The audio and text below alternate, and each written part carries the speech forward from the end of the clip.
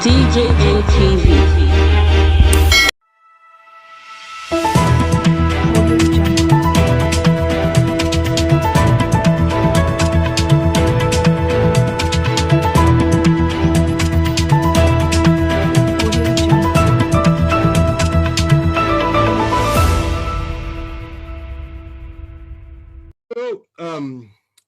Do you want me to be honest or just speak, political correctness here? But I choose to be honest with you. I choose to be honest with you, and for me to be honest with you, I have to go back a little bit.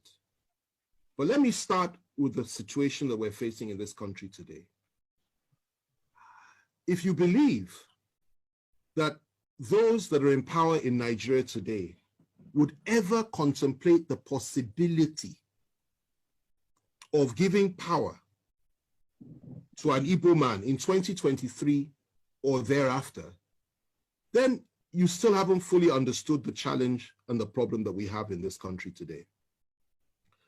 You need to understand that the mindset of some of these people, not all, some, but those that Buhari represents, that is his own clique within the Fulani ruling class, not all Fulanis, but his own clique, who are in power today. Their mindset is that the most dangerous people in this country and the people that they must suppress more than any other are the people of the Southeast.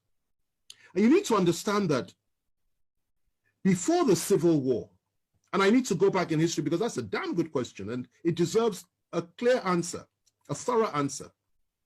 Let's go back a little bit. Before the Civil War, these same people, he, for example, was active then. And you need to remember the role that they played on the night of July 29th, 1966, when the Northern Officers counter coup took place. And 300 Igbo officers were killed in one night, including an Igbo head of state.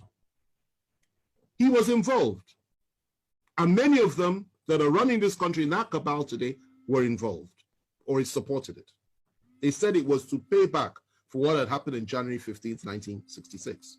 Now, after that, what happened? The same people unleashed their people on Igbo civilians in the northern part of this country, and the figure that is often cited is 30,000 were killed. It's not true. Closer to 100,000. Not only were they killed, people, women had their stomachs cut open and little babies were pulled out and their heads were dashed against the wall.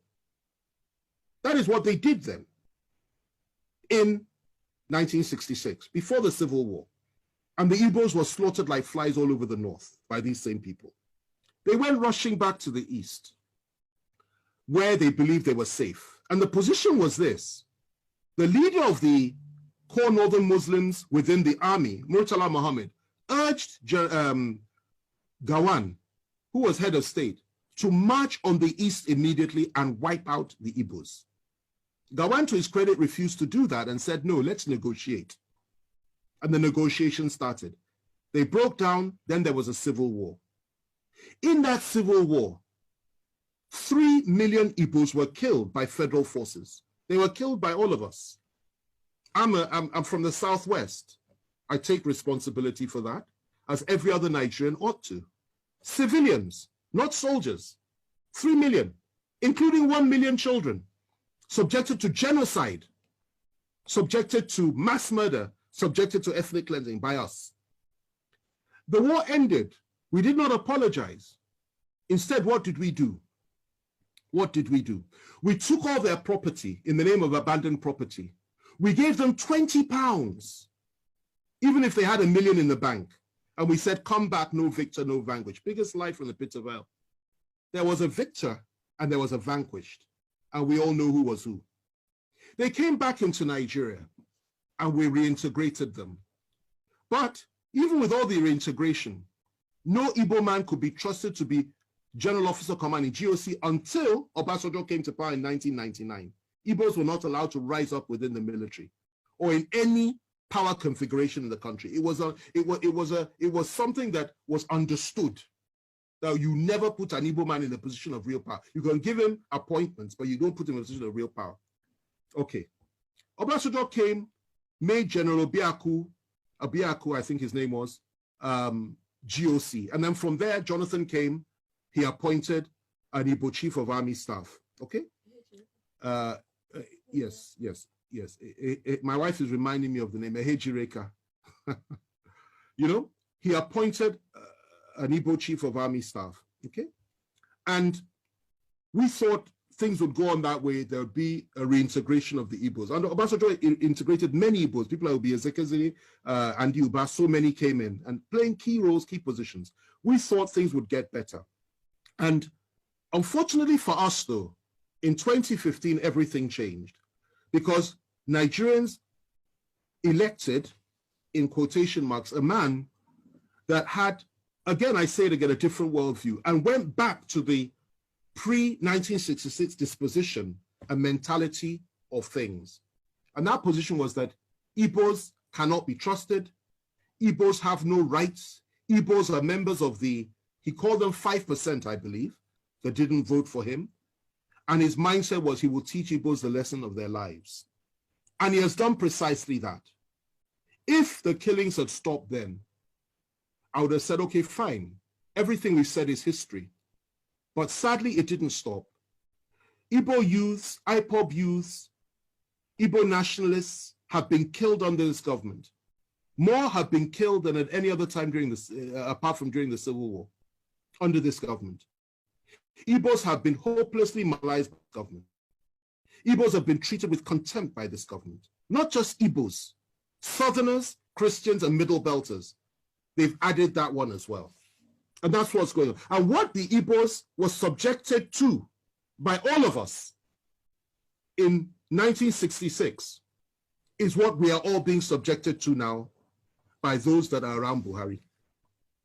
Now, going to your question, given all that, and before I come to that, let me just add this.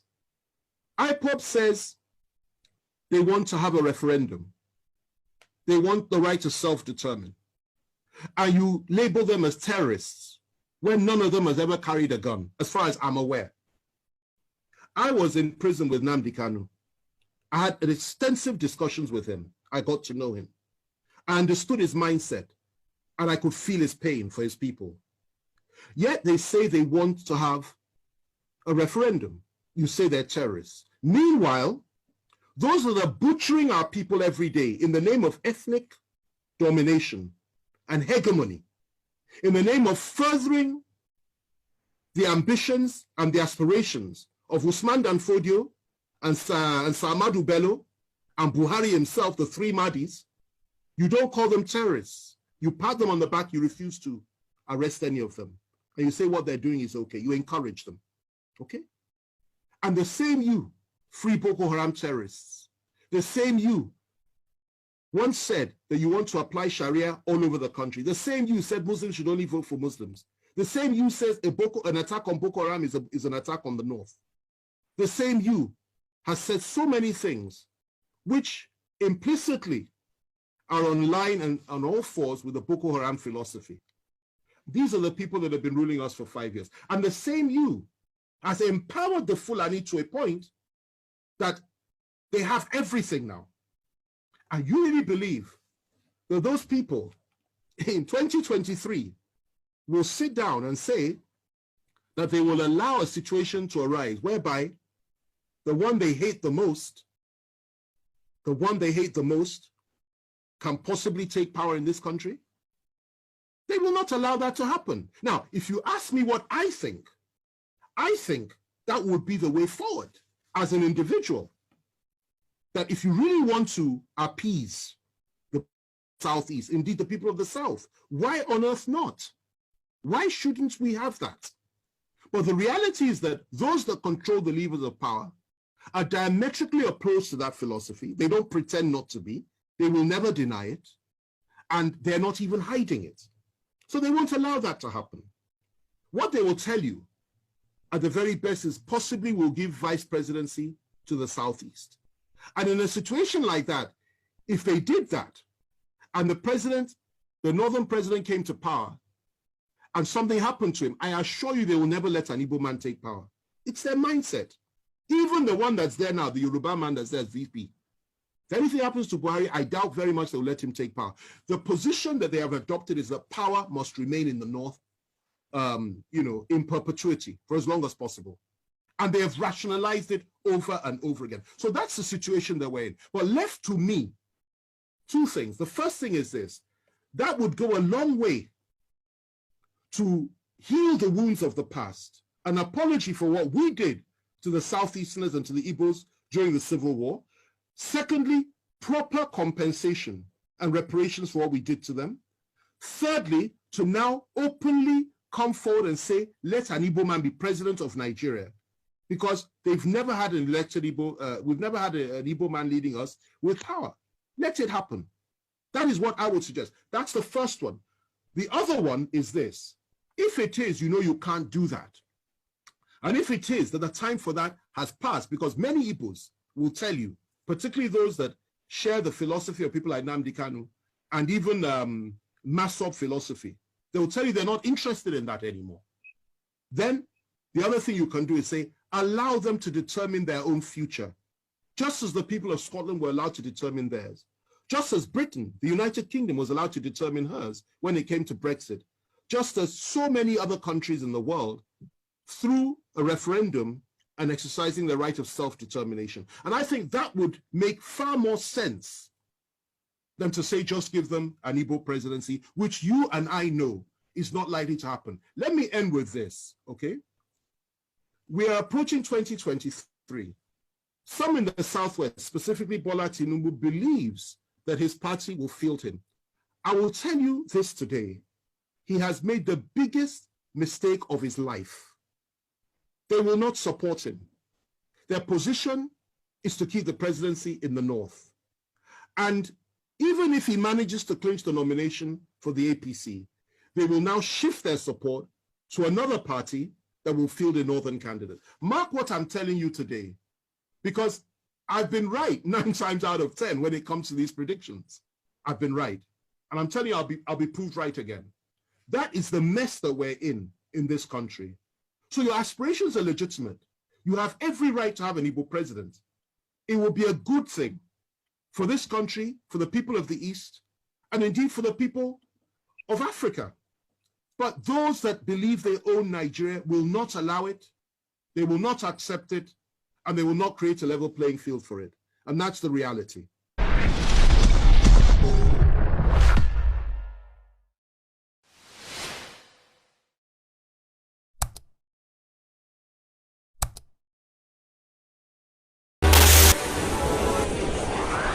DJ ATV. DJ ATV.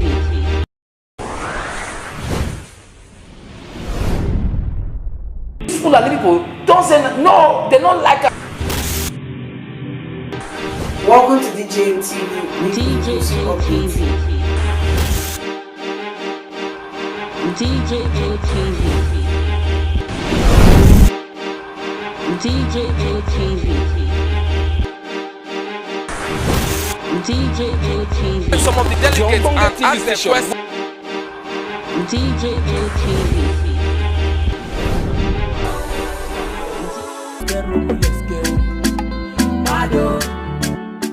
DJ ATV. DJ ATV. DJ ATV.